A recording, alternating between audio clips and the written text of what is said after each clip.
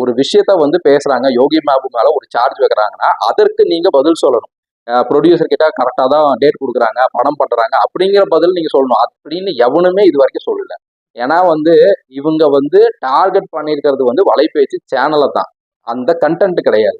அதனால வந்து இவங்களுக்கெல்லாம் வந்து பாத்தீங்கன்னா அந்த வந்து ஒரு பெரிய விஷயமா தெரியல. உடனே அஜித் பக்கம் போயிட்டாங்க.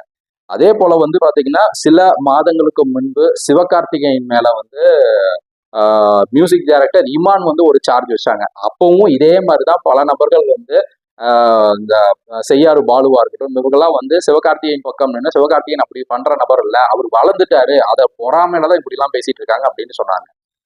பின்னாடி வர வர வந்து பாத்தீங்கன்னா சிவகார்த்திகேயன் எப்படிப்பட்ட நபர் அப்படிங்கறது பல இடங்கள்ல வந்து எக்ஸ்போஸ் ஆயிட்டே இருக்காரு.